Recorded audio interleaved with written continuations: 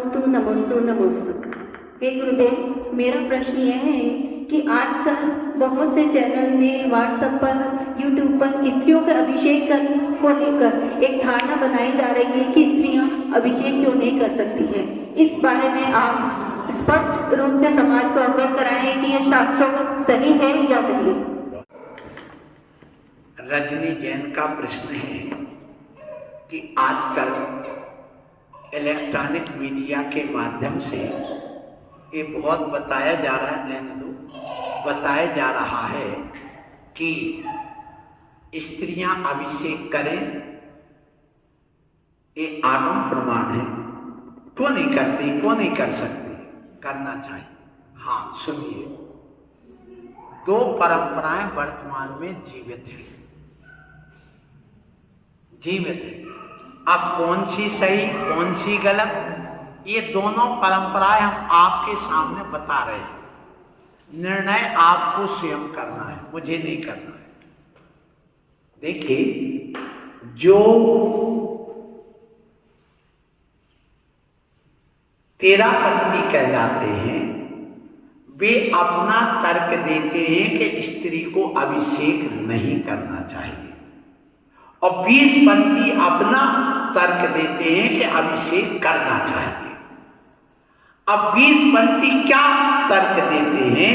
वो कहते हैं 22 ग्रंथों में लिखा हुआ है कि स्त्री को अभिषेक करना चाहिए है?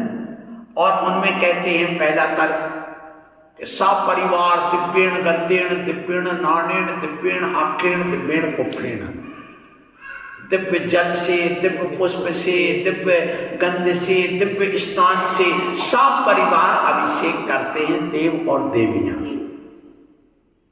ये तर्क देते हैं। तो इसका उत्तर तेरापंथी ने क्या दिया सुनिए। जैसे तुम्हारे यहां शादी हुई, उस शादी में पूरे लोगों ने बहुत भोजन का सब काम किया, तो सबने किया, इसका मतलब क्या हुआ? सबने रोटी बनाई क्या? बोलो। सबने थाली मांजी क्या? बोलो। नहीं, किसी ने रोटी बना ली, किसी ने थाली मांज दी, किसी ने थाली परोस दी, किसी ने थाली उठा ली, किसी ने सफाई कर दी, तो सबका सहयोग होगा। इसी प्रकार सब परिवार जब अभिषेक करने आए हैं तो जितने भी देव होते हैं वे समुद्र से लाइन लगा करके 14 इंद्र तक कलश भेजते हैं। क्या भेजते हैं? उनमें किसी भी देवी का हाथ नहीं लगता है। कौन लगाते हैं? देवी। अब देवियां क्या करती हैं? देवियां पुष्पांजलि अर्पित करती हैं, नृत्य गान करते हैं, संगीत बजाते हैं, संगीत से नृत्य करते हैं, वो ही उनका अभिषेक में सहयोग होता है। हाँ, आया है, कई जगह आया है, पूरे पुराण ग्रंथों में आया है। आप सुनिए, दो चीजें हो गई। अब यहां पर सिद्ध हो गया अभिषेक कौन करता है? पुरुष, स्त्री नहीं करती। अब एक प्रमाण देते हैं, काय का? हरिवंश पुराण का प्रमाण दिया जाता है कि हरिवंश पुराण में लिखा हुआ है कि जब अभिषेक करके मांडुक शिला से सोदर इंद्र लाया, किसको? उस बालक, तो सची इंद्राणी को, तो सची इंद्राणी ने उसने नमन किया। क्या दिया? नमन किया, उपटन किया, श्रृंगार किया। ये प्रमाण आया। सुनिए, अब मैं आपसे पूछता हूं कि भगवान के अभिषेक में और मंजन में कोई अंतर है भैया? प्रवीण भैया, प्रीतमपुरा से आया इतनी दूर से, अभिषेक में और भगवान के मंजन में जो पर्युषण पर्व करते उसमें अंतर है कि नहीं? क्या आप मंजन को अभिषेक मानोगे? नहीं मानोगे। पर सफाई तो की जाती, जल ढोना जाता, नमन किया जाता उस समय भी प्रतिमा का, लेकिन वो अभिषेक नहीं है। बस इसी प्रकार बालक का अभिषेक किसने किया? बोलो, सौदर ने। अब यहां पर अभी बालक कोई वीतरागी नहीं है, मां ने जन्म दिया है और उस मां के पास ही उस बालक को रहना है 24 घंटे।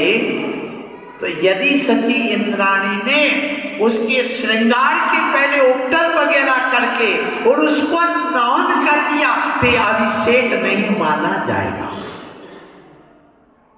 समझ में आ रही ना? वो जैसे मंजन करते हैं प्रतिमा के ऊपर परिसर पर में, वैसी सफाई का रूप है, ना कि अभिषेक। आप पर पुनः प्रश्न आया कि जब स्त्री जन्म देती है बालक को तो अभिषेक करने का क्यों अधिकार नहीं दिया जाए? ये तर्क किसने किया? 20 पंथी ने। तो 13 पंथी ने फिर इसका उत्तर दिया। क्या उत्तर दिया?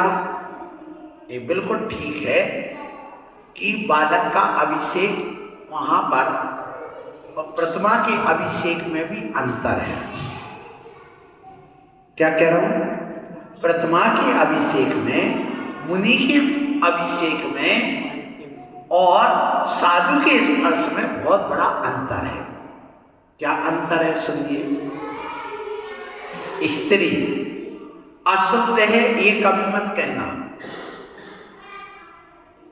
अभिषेक इसलिए नहीं करती कि अशुद्ध, ये कभी मत कहना, क्योंकि अभी तक 13 पंथी यही कहते हैं कि अभिषेक इसलिए नहीं करती स्त्री क्योंकि वह अशुद्ध है। ये उत्तर नहीं। यदि अशुद्ध है तो मंदिर में क्यों बैठी? चौका क्यों लगाती हो? जन्मानी क्यों धोती, पूछूती हो, पूजा क्यों करती हो? स्त्री अशुद्ध है नहीं।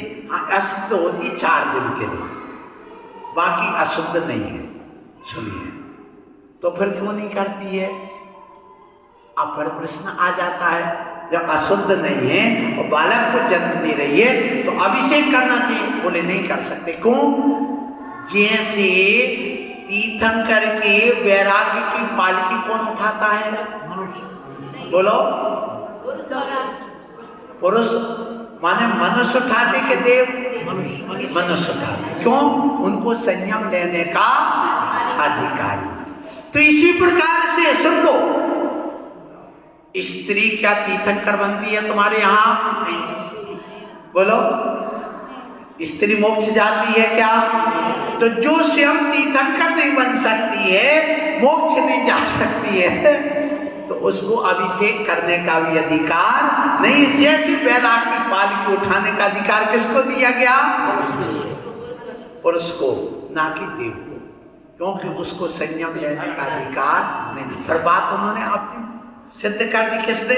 जो अभिषेक स्त्री द्वारा नहीं मानते। हाँ, आप सुनिए, यदि आप कहते हो स्त्री को अभिषेक से वंचित क्यों किया जा रहा है, सुनना, तो वंचित नहीं किया जा रहा। यदि आप कहते वंचित करना, आप कर रहे हो वंचित, तो नहीं, तो फिर हम एक 13 पंथी और उत्तर देता है। क्या कहता है? तो फिर स्त्री को दिगंबर क्यों नहीं करते? बोलो, स्त्री को दिगंबर क्यों नहीं करते? 28 मूल गुण देते, क्यों नहीं किया जाता है? वो अधिकार से वंचित क्यों किया जा रहा उसको? तो क्या उत्तर है? पूछो उनसे, जो स्त्री अभिषेक करने वाले समर्थक हैं, उनसे पूछिए कि आप आखिर इनको दिगंबर क्यों नहीं बना और मोक्ष क्यों नहीं भेजते हो? जब तीर्थंकर की मां तीर्थंकर बालक को जन्म दे रही है, जब वो मोक्ष जाना तो ये क्यों नहीं जा सकती? बताओ, उसको भी मोक्ष जाना चाहिए। पंडित जी, देवेंद्र भैया, नामलोई वाले, एक तर्क है, आप सुनिए। बोले नहीं, जिनके यहां पर स्त्री भगवान बन सकती है वो है श्वेतांबर। उनके यहां स्त्री अभिषेक कर सकती है। समझ गए ना? तुम्हारे यहां क्या स्त्री मोक्ष जाती है? तो फिर वंचित क्यों कर दिया? तो जैसे स्त्री को मोक्ष जाने से वंचित किया गया है, वैसे उनको अभिषेक से भी वंचित किया गया। दूसरी बात सुनिए, तेरापंथी क्या कहता, मैं नहीं कह रहा हूं, मैं आपको तर्क दे रहा हूं, नहीं तो मुझे बुढ़ा दो बीच में। मैं दोनों का वकील बन करके तर्क दे रहा हूं, जो दोनों की सुनी है, फिर एज यू लाइक, जो तुम्हें पसंद आए। आप सुनिए, जिनके भगवान वस्त्र में है, क्या कहा? जिनके भगवान वस्त्र में है, उनका कोई भी स्त्री हो या पुरुष, दोनों अभिषेक कर सकते हैं। तुम्हारे भगवान वस्त्र में है कि दिगंबर है? तो दिगंबर क्यों नहीं कर सकते? सुनो, इसलिए आपका नाम क्या बताया? रजनी। आपका प्रश्न है, आपकी बेटी है, कितनी बड़ी है? 25 साल की। और तुम्हारे मिस्टर बैठे ना, आते हैं, सुबह लेके आना। सुनो, अब मान लो बेटी IAS की परीक्षा दी, UPSC की, और उसमें वह क्लियर कर लिया, और उसके लिए मान लो 28वीं रैंक आ गई। अब वो खुश होकर के भाग के आ रही है, और तुम्हारे घर में लगा है चौका, और वह बेटी आई है, और पिताजी स्नान करके सोने के वस्त्र पहनने के लिए पूरे दिगंबर अवस्था में खड़े हैं, और बेटी दौड़ के आई, तो क्या वह पिता से गले लग सकती है? लगने दोगी? क्यों? बेटी को तो कोई बेकार नहीं है, और पिता को भी बेकार नहीं है, तो तुम लगने दोगी? रजनी बोलो, क्यों? मर्यादा। क्या है वो? मर्यादा। और यदि पिताजी वस्त्र में है, वस्त्र सहित है, और बेटी गले लग जाए आकर खुशी में, तो मना नहीं करोगे। समझ गए ना? बस इसी प्रकार से जिनके भगवान वस्त्र में है, उनको स्त्री छूले, और जिनके भगवान दिगंबर हैं, तो उनके विकार ना होते हुए निषेध कर दिया, ये मर्यादा है, इसलिए वह स्त्री अभिषेक नहीं करेगी। समझ में आया? ये 20 पंथ और 13 पंथ के उदाहरण दोनों के हमने रखे आपके सामने। एक कहता आगम में कथन है, और अपने तर्क देते, और 20 पंथी के अलावा 13 पंथी अलग तर्क दे रहे हैं। आपको जैसा लगे आप करें। आशीर्वाद। चलो।